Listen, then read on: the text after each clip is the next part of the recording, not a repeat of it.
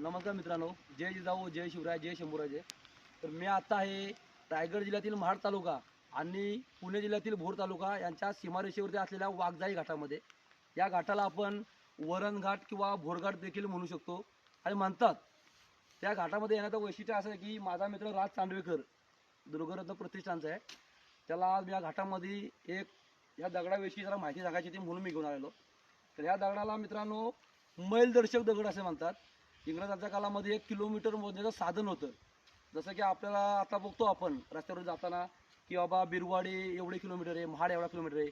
पण तेव्हा असं नव्हतं, तेव्हा मैल दगड म्हणून होता. आता तुम्ही बघू शकता इथे मैल दाखवलं आहे. हा दाखवला महाड. महाड इथून किती 19 मैल आहे.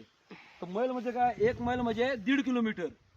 आता तर तुम्हाला म्हणायला गेलं असं तर 19 मैल आहे. तर आपण कसं म्हणायचं 19चा अर्धा करायचा. 19च्या अर्धे जवळजवळ किती होते 9.5. म्हणजे ते 9.5 आणि हे 19 किती होतात ते बघायचं. म्हणजे 19 आणि 9.5 जवळजवळ किती होतात 20 म्हणजे 28.5 होतात. म्हणजे इथून महाड हे 28 किलोमीटर आहे. तसं तुम्ही खाली बघू शकता इथं वरण दिलंय.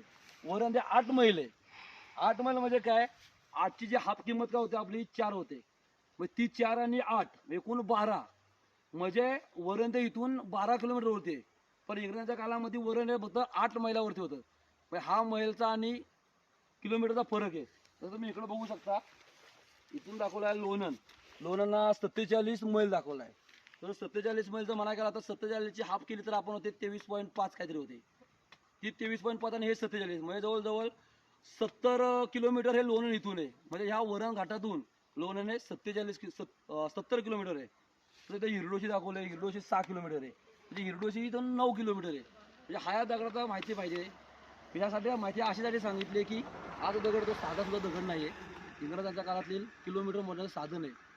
आणि हे दगड बहुतांशी लोकांना माहिती नाहीत. फक्त रस्त्यावरती आहेत. लोक येणं जाणारे बघतात की बाबा हा दगड इथं असा आहे काहीतरी असेल.